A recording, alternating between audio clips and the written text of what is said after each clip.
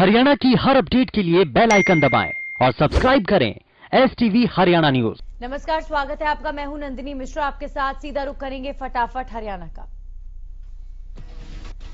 IAFS अधिकारी आलोक वर्मा को हरियाणा लोक सेवा आयोग का नया चेयरमैन बनाया गया है। राज्यपाल सत्यदेव नारायण आर्य ने आज उन्हें शपथ दिलाई। इससे पहले रणजीत कुमार पचनंदा वीरवार को HPSC के चेयरमैन पद से सेवानिवृत्त हो गए थे। शपथ समारोह में सीएम मनोहर लाल भी मौजूद रहे। आलोक वर्मा की IAFS में अभी पूरी चार साल की सेवा शेष है और इसीलिए उन्होंने केंद्र सरकार से स्वैच्छिक रिटायरमेंट मांगी है। HPSC चेयरमैन और सदस्यों का कार्यकाल 6 सालों या फिर 62 साल की उम्र तक होता है।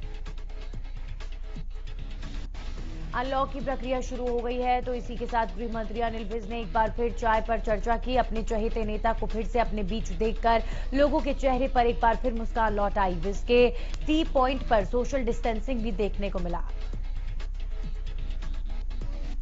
प्रदेश के गृह मंत्री अनिल विज ने कहा कि लॉकडाउन के कारण उनका यहां आना बंद हो गया था, जिसके बाद आज एक बार फिर ये टी पॉइंट खुला और अनिल विज यहां पर एक टी पॉइंट नहीं है ये कहते नजर आए। पूरे शहर को ये पता होता है कि हमारा नुमाइंदा यहां बैठा होता है और अगर शहर के किसी भी कोने में कोई सुख दुख होता है तो वो बात यहां पर आ जाती है।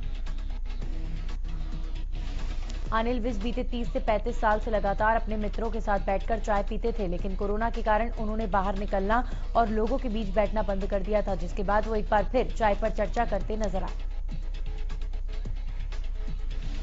हरियाणा में कोरोना के आंकड़ों में बढ़ोतरी दर्ज की गई। पिछले 24 घंटे में 1128 नए मरीजों की पुष्टि की गई। इसी के साथ गुरुग्राम में 324 और फरीदाबाद में 199 नए केस सामने आए। वहीं हिसार में 137 और रेवाड़ी में 65 नए मामले सामने आए। प्रदेश में 24 घंटे में 14 मरीजों की कोरोना से मौत हो चुकी है। इसी के साथ अब तक कुल 1688 कोरोना मरीजों की मौत हो चुकी है। प्रदेश में कुल 1,54,495 केसेस सामने आ चुके हैं। पिछले एक दिन में 1292 मरीजों ने कोरोना को मात दी। अब तक 1,42,000 से ज्यादा मरीज कोरोना से ठीक हो चुके हैं। बड़ौदा में आज इनेलो सुप्रीमो OP चौटाला चुनाव प्रचार कर रहे हैं। OP चौटाला गांव-गांव चुनावी सभाएं करते नजर आएंगे। इनेलो का कहना है कि 29 अक्टूबर तक बड़ौदा हल्के के 54 गांव में चुनावी सभाएं होगी। जेजेपी विधायक रामकुमार गौतम ने विधानसभा की कमेटी से इस्तीफा दिया। बता दें कि ये कमेटी पब्लिक हेल्थ, पावर और इरिगेशन से संबंधित थी। रामकुमार गौतम इस कंपनी में स्पेशल इनवाइटी थे। समय न देने के कारण उन्होंने इस पद से इस्तीफा दिया। गौतम पब्लिक अकाउंट कमेटी के भी सदस्य थे, जिस पर दोनों कमेटियों की बैठक एक ही समय में होती थी, जिस कारण वो दोनों में पहुंच नहीं पाते थे। इसलिए उन्होंने ये फैसला लेते हुए अपने पद से इस्तीफा दिया। प्रदेश बीजेपी अध्यक्ष OP धनखड़ ने बड़ौदा उपचुनाव के बहाने नेता प्रतिपक्ष और पूर्व सीएम भूपेंद्र हुड्डा पर जोरदार हमला बोला।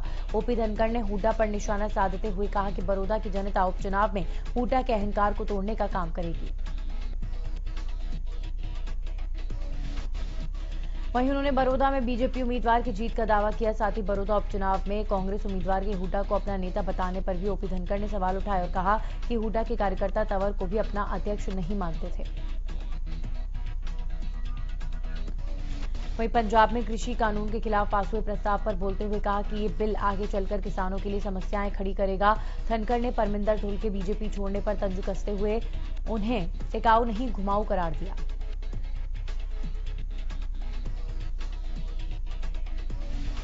डिप्टी सीएम दुष्यंत चौटाला नवनियुक्त हाउसिंग बोर्ड के चेयरमैन राजदीप फोगाट के पदभार कार्यक्रम में शिरकत करने पंचकुला पहुंचे। इस दौरान उन्होंने फोगाट का पदभार ग्रहण कराया। इस दौरान डिप्टी सीएम ने कृषि कानूनों के बहाने पंजाब सरकार पर जोरदार हमला बोलते हुए कैप्टन अमरिंदर सिंह पर किसानों को भ्रमित करने का आरोप लगाया।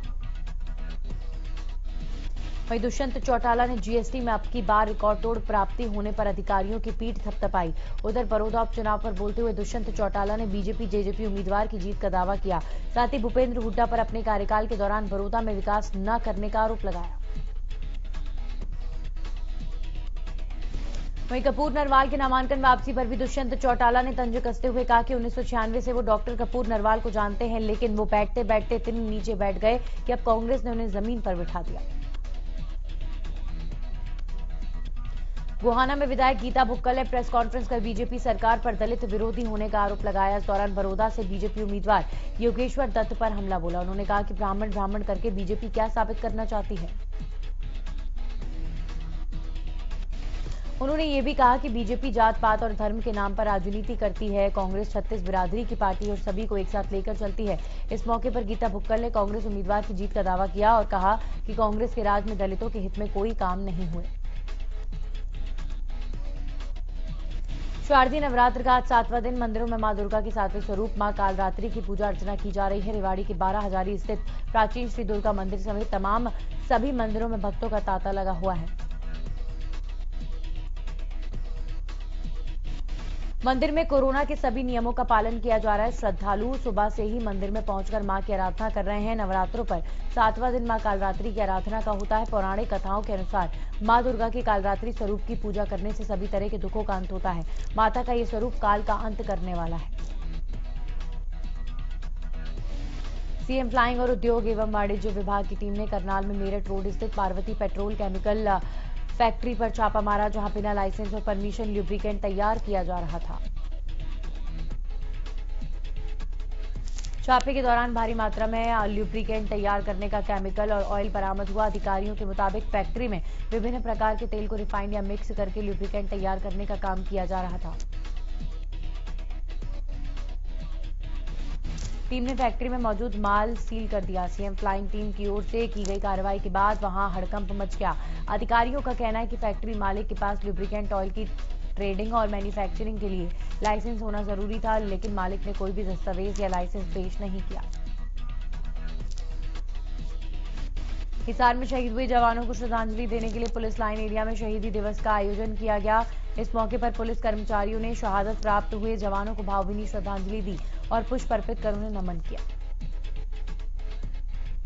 वेलफेयर बोर्ड के अधिकारी ने बताया कि 21 अक्टूबर से लेकर 31 अक्टूबर तक रोजाना शहादत को प्राप्त हुए जवानों पर पुष्प वर्षा कर उन्हें भावभीनी श्रद्धांजलि दी जाएगी और वहीं शहादत को प्राप्त हुए जवानों के परिवार वालों से मिलकर ये जाना जाएगा कि उन्हें किसी प्रकार की कोई दिक्कत तो नहीं है। जुलाना में बिजली की समस्या का समाधान करने के लिए जुलाना सब डिवीजन को ऑनलाइन कर दिया गया है। बिजली विभाग के एक्सीएन ने जुलाना का दौरा किया। वहीं लगातार मिल रही लोगों की शिकायत पर उन्होंने कहा कि हरियाणा में बिजली बिल का काम ऑनलाइन किया जा रहा है, जिसके चलते जुलाना को भी ऑनलाइन किया जा रहा था, जिस कारण पिछले महीनों में ये दिक्कत आई। एक्सीएन शामवीर सैनी ने बताया कि जुलाना में बिजली विभाग को लेकर काफी समस्याएं आ रही थी, जिसके चलते जुलाना में फीडरों का भी निरीक्षण किया गया है और उनकी समस्याओं को दूर किया जा रहा है। बिजली बिलों की समस्या पर पिछले काफी समय से लोग परेशान थे, जिसका कारण जुलाना को ऑनलाइन करना था। अब जुलाना सब डिवीजन के बिजली के बिल ऑनलाइन किए जा चुके हैं। कृषि कानून के विरोध में अलग अलग किसान संगठन विरोध जता रहे हैं और इस कानून को वापस लिए जाने की मांग बार बार की जा रही है। हिसार के क्रांतिमान पार्क में किसान संगठन इकट्ठा हुए और उन्होंने सरकार से मांग की है कि सरकार द्वारा लागू किए गए तीनों कानूनों को वापस लिया जाना चाहिए। किसानों ने कहा कि सरकार को किसानों और मजदूरों के बारे में भी सोचना चाहिए। किसानों का कहना है कि सरकार को जल्द इस कानून को वापस लेकर किसानों को राहत देनी चाहिए। किसानों ने क्रांति मन पार्क में सरकार के खिलाफ जोरदार प्रदर्शन करते हुए नारेबाजी की।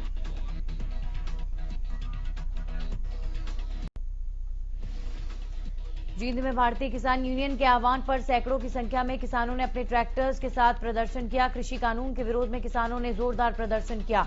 किसानों ने जींद के पटियाला चौक से शिव चौक होते हुए जींद डीसी के माध्यम से मुख्यमंत्री के नाम ज्ञापन सौंपा।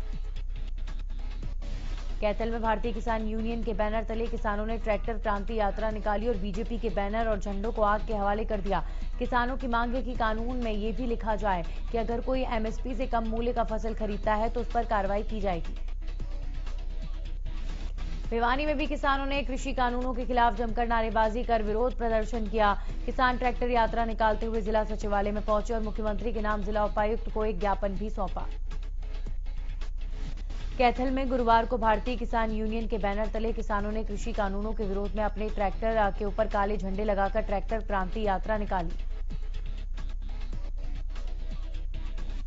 करनाल में किसानों ने ट्रैक्टर क्रांति यात्रा निकालकर अपनी आवाज बुलंद करने की कोशिश की। किसान 3 कृषि कानूनों के खिलाफ सड़क पर आए और प्रदर्शन करते हुए जिला सचिवालय पहुंचे। किसानों ने उपायुक्त को प्रधानमंत्री और मुख्यमंत्री के नाम 3 कृषि कानूनों के खिलाफ ज्ञापन सौंपा। कृषि कानूनों को लेकर भारतीय किसान यूनियन ने ट्रैक्टर रैली निकालकर प्रदर्शन किया और प्रधानमंत्री के नाम एसडीएम को ज्ञापन सौंपा। किसानों ने प्रदर्शन के दौरान केंद्र और प्रदेश की सरकार के खिलाफ जमकर हल्ला बोला। प्रदर्शन में कांग्रेस के स्थानीय नेता भी शामिल हुए। 3 कृषि कानूनों के खिलाफ किसान संगठनों का धरना प्रदर्शन 17वें दिन भी जारी रहा। बरनाला रोड स्थित शहीद भगत सिंह स्टेडियम में किसानों ने सरकार के खिलाफ नारेबाजी की। इस दौरान उन्होंने डिप्टी सीएम दुष्यंत चौटाला और कैबिनेट मंत्री चौधरी रणजीत चौटाला के इस्तीफे की मांग की और एसडीएम जयवीर यादव को ज्ञापन सौंपा। सोहना अनाज मंडी में धीमी गति से फसल खरीद को लेकर मार्केट कमेटी ने वेयर हाउस और उच्च अधिकारियों को दूसरी बार लिखा पत्र। इस पत्र के माध्यम से सोहना अनाज मंडी में किसानों की संख्या बढ़ाने की मांग की गई है। बता दें कि सोहना विधायक कंवर संजय सिंह ने बाजरे की कम खरीद को देखते हुए सोहना अनाज मंडी का दौरा कर सोहना के एसडीएम वेयर हाउस और मार्केट कमेटी सोहना को आदेश देते हुए कहा था कि सोहना की अनाज मंडी में कम से कम 150 किसानों को रोजाना फसल खरीद के लिए बुलाया जाए, लेकिन बावजूद इसके मंडी में किसान कम पहुंच रहे हैं। कालावली की अनाज मंडी में काम न मिलने से मजदूरों में नाराजगी है, जिसको लेकर गुरुवार को मजदूरों ने अनाज मंडी में थाली बजाकर प्रशासन के खिलाफ नारेबाजी की। मजदूरों का कहना है कि वे कई बार अपनी समस्या को अधिकारियों से अवगत करा चुके हैं, बावजूद इसके मजदूरों की समस्या जस के तस बनी हुई है। टोहाना के गांव ठरवा के किसान महेंद्र सिंह ने मेरा फसल मेरा ब्यौरा के तहत 26 एकड़ भूमि का रजिस्ट्रेशन करवाया था, मगर अब पोर्टल पर केवल उसकी फसल का 1.61 करोड़ एकड़ का ही ब्यौरा दिखाया जा रहा है, जिसको लेकर किसान परेशान हैं। किसान का कहना है कि वो फसल को अपने घर पर ही रखने को मजबूर है। वहीं किसान ने बताया कि कुछ फसल उसने पंजाब में औने पौने दामों पर बेच दी। किसान ने मीडिया के माध्यम से प्रशासनिक अधिकारियों से गुहार लगाई है कि उसकी समस्या का हल किया जाए। मार्केट कमेटी सचिव सतीश सिंह का कहना है कि मामला उनके संज्ञान में आया है, वो इसके बारे में उत्तर विभाग को पत्र भी लिख चुके हैं। अगर फिर भी उसकी समस्या का हल नहीं हुआ तो इसे जल्द दूर करने की कोशिश की जाएगी। गोहाना में प्रदेश भर की आशा वर्करों ने प्रदेश सरकार के खिलाफ वादा खिलाफी का आरोप लगाते हुए रैली की। आशा वर्करों का कहना है कि प्रदेश सरकार ने जुलाई महीने में आशा वर्करों की लंबित पड़ी मांगों को पूरा करने का नोटिफिकेशन लागू किया था, लेकिन कई महीने बीतने के बाद सरकार नींद से नहीं जागी। काफी समय से अपनी मांगों को लेकर विरोध प्रदर्शन कर रही आशा वर्करों का कहना है कि कोरोना का काल में उन पर सबसे ज्यादा काम का दबाव है। वहीं आशा वर्कर्स ने चेतावनी देते हुए कहा कि अगर जल्द मांगे पूरी नहीं हुई तो एक आशा वर्कर बीजेपी सरकार के खिलाफ वोट नहीं देने को लेकर प्रचार करेंगे।